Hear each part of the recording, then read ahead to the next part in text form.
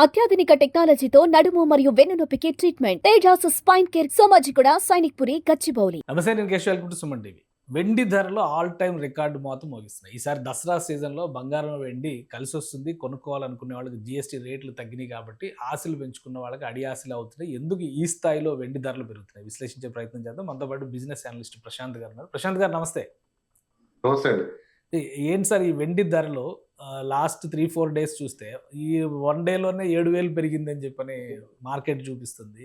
ఈ స్థాయిలో వెండి పరుగులు పెట్టడానికి రీజన్ ఏంటి? అవునండి.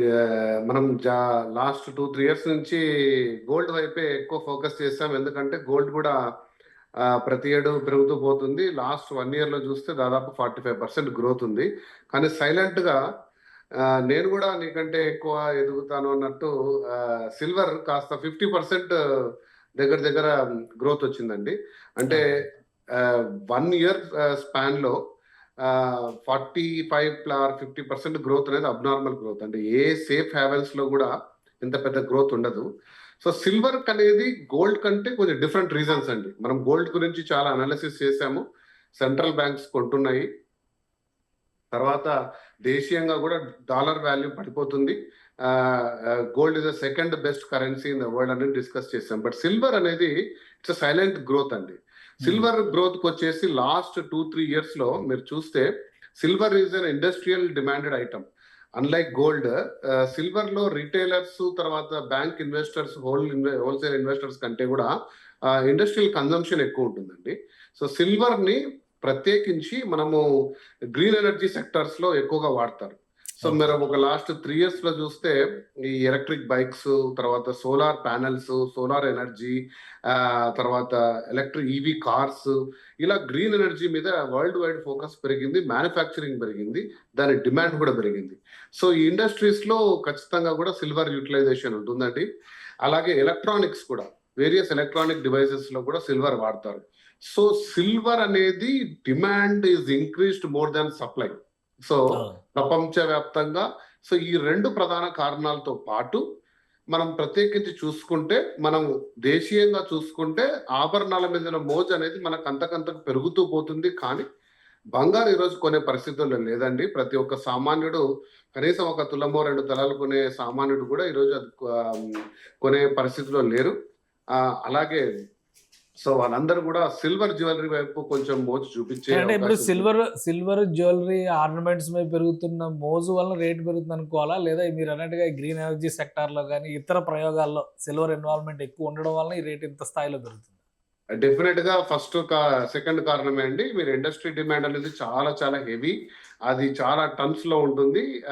సో ఇక్కడ రీటైలర్ గా మోజు పెరుగుతూ ఉంది. దానికి తగ్గట్టు సప్లై అనేది షార్టేజ్ వచ్చిందండి. సో కాబట్టి ఈ ఇంపాక్ట్ వచ్చేసి మనకు ఆర్నమెంట్ జ్యువెలరీ మీద కూడా పడుతుంది. సో సహజంగా చూసుకుంటే ఈ పీరియడ్ లో పెరగడం చూసుకుంటే మనకు దసరా దీపావళి పీరియడ్ లో దేశీయంగా మన దగ్గర దాదాపుగా బంగారు ఖరీదు ఎక్కువ ఉంటుందండి. ఈసారి జ్యువెలరీ అనేది, సిల్వర్ జ్యువెలరీ అనేది కూడా ఒక కారణం అయితే అవుతుంది. ఎందుకంటే చాలా ఆర్నమెంట్స్ ఇప్పుడు సిల్వర్ లో వచ్చి దాని మీద గోల్డ్ కోటెడ్ గా ఒక ప్రత్యేకించి మనకు జ్యువెలరీ షాప్స్ వచ్చాయండి. సిల్వర్ జ్యువెలరీ షాప్స్ రావడం జరుగుతుంది. ప్లస్ సిల్వర్ అనేది కూడా ఇప్పుడు మోస్ట్ వాల్యూడ్ ఐటమ్ అయింది. అంటే ఒక 10 ఏళ్ల క్రితం మనం అందరం చూసుకుంటే ఒక తులం 10 గ్రామ్స్ బంగారం 20,000 ఉండేది.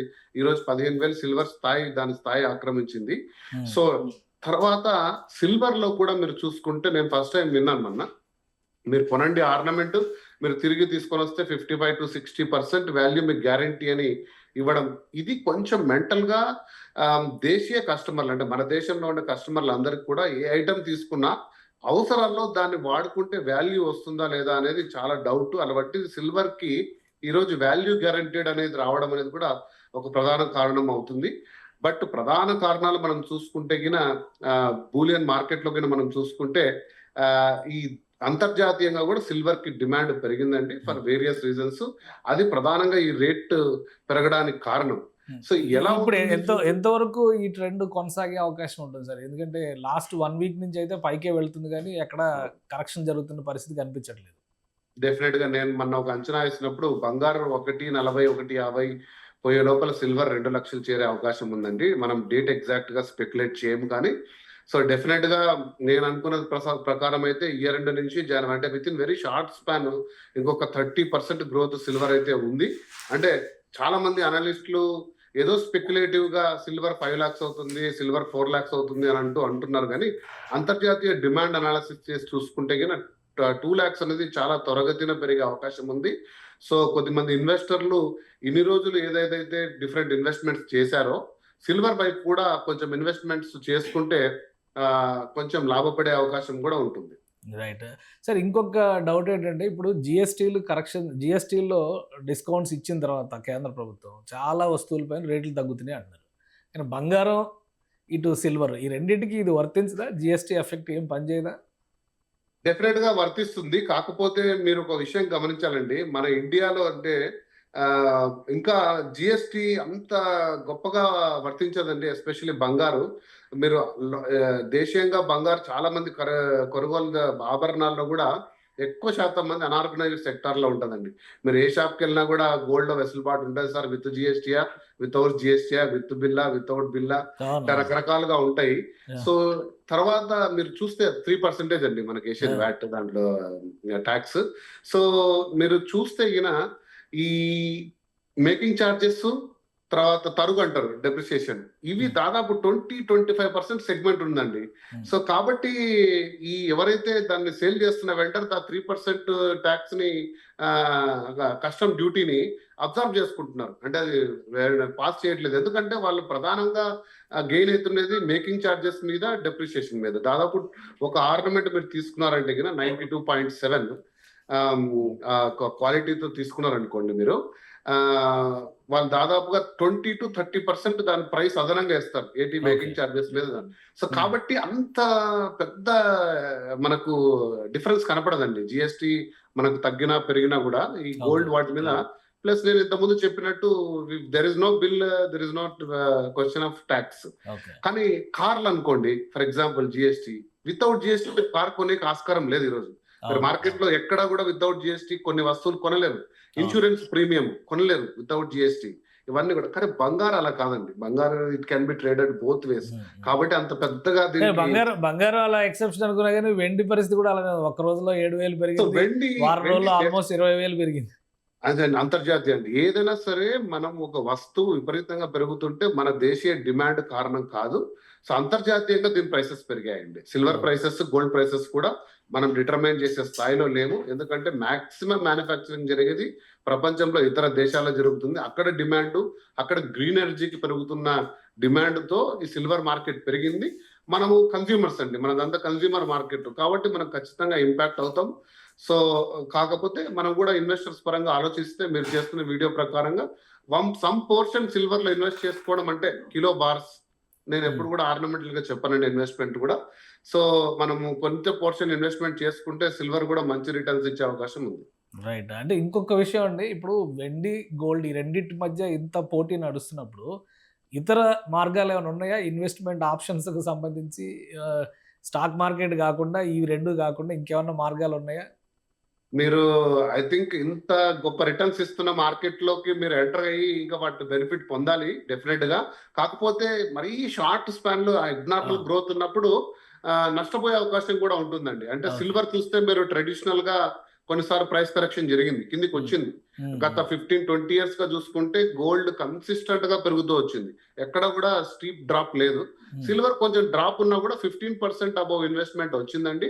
ఖచ్చితంగా కూడా దేశీయంగా ఇన్వెస్టర్స్ ఈ మార్కెట్ వైపు చూడడం మంచిది, ఎందుకంటే మిగతా ఎటువంటి ఇన్వెస్ట్మెంట్స్ కూడా డాలర్ తో ముడిపడి ఉన్నాయండి. ఈ రోజు విదేశీ పరంగా మీరు ఏ ఇన్వెస్ట్మెంట్ చేసినా కూడా స్టాక్ మార్కెట్ లో కొద్ది గొప్ప డాలర్ తో ముడిపడి ఉన్నాయి. అమెరికా మార్కెట్ అబ్నార్మల్ గా కాన్ఫిడెన్స్ పోగొట్టుకుందండి లాస్ట్ 6 months లో.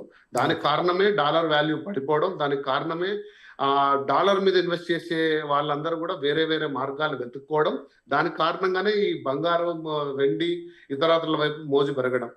సో మిగతా సెగ్మెంట్స్ ఏదైనా ఉంది అంటే మనకు కన్సిస్టెంట్ గా రిటర్న్స్ రావాలి అంటే స్టాక్ మార్కెట్ లో ట్రేడ్ చేయలేకుంటే సెకండరీ మనకు మ్యూచువల్ ఫండ్స్ లో ఇన్వెస్ట్ చేసుకొని వాటి మీద బెనిఫిట్ తీసుకోవడం ఒక ఆస్కారంగా ఉంది.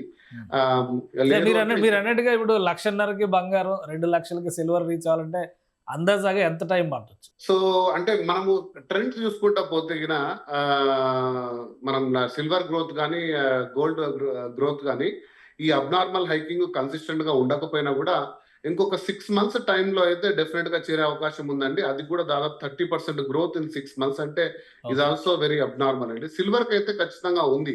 ఎందుకంటే దాని demand not just ornamental, not just investment, but for manufacturing purposes. So ముడి సరుకు లాగా అది.